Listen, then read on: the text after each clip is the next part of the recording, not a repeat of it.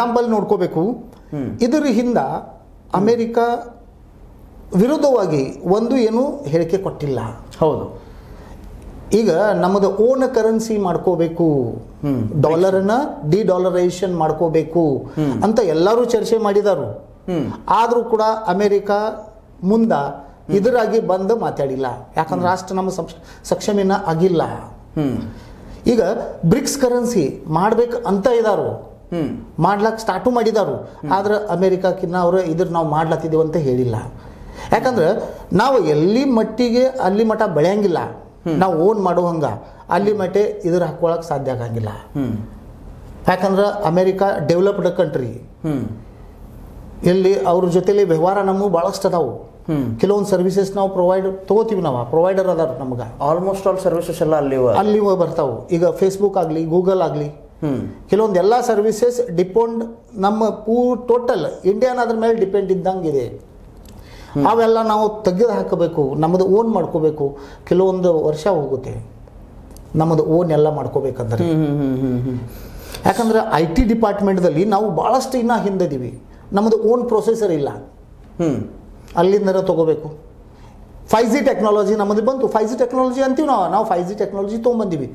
ಆದರೆ 5G technology ಮಾಡ್ಲಾಕ ಹತ್ತುವಂಥ ಪ್ರಾಡಕ್ಟಾ ಯಾವ ಡಿವೈಸಸ್ ಅತ್ತಾವು? ಡಿವೈಸ್ ಮ್ಯಾನುಫ್ಯಾಕ್ಚರಿಂಗ್ ನಮ್ಮಲ್ಲಿ ಇಲ್ಲ.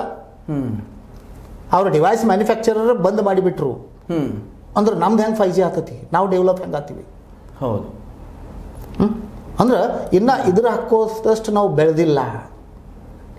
ಸರ್, ಇದೆಲ್ಲ ಮಧ್ಯದಲ್ಲೇ ನಡಬರ್ಕ ಅಮೇರಿಕಾದ ಮುಂದಿನ ನಡೆ ಏನಾಗಬಹುದು? ಈಗ ನಮ್ಮ ಜೊತೆಲೇ ಅಮೇರಿಕ ಇಂಟೆನ್ಷಲಿ ರಿಲೇಶನ್ಶಿಪ್ಪನ್ನು ಬಳಕೆ ಮಾಡ್ಕೊಳತೈತಿ.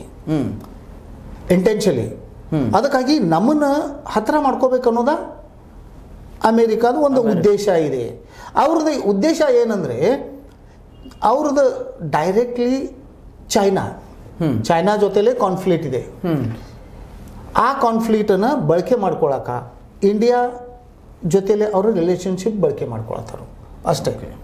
ಇಂಡಿಯಾ ನಮ್ಮ ಜೊತೆಲೆ ಇತ್ತು, ಏನು ಬೇಕಾದ ಪ್ರಾಬ್ಲಮ್ ಚೈನಾ ಜೊತೆಲೆ ಬಂದರೂ ಕೂಡ ನಮಗೆ ಸಪೋರ್ಟ್ ಆಗಿ ಇಂಡಿಯಾ ನಿಂದಿರ್ತೈತಿ.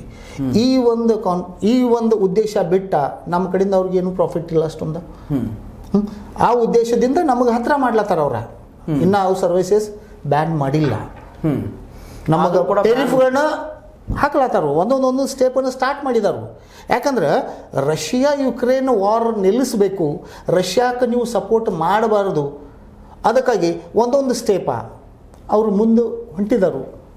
ಕೆಲವೊಂದು ಹೇಳಿಕೆನೂ ಕೊಟ್ಟಿದ್ದಾರೆ, ಮುಂದೆ ನಾವು ಕೊಡುವಂಥ ಸರ್ವಿಸಸ್ ನಿಮಗೆ ಬಂದ್ ಮಾಡಿಬಿಡ್ತೀವಿ. ಒಂದೊಂದೊಂದೊಂದು ಸರ್ವಿಸಸ್ಸು ಬಂದ್ ಆಗಬಹುದು.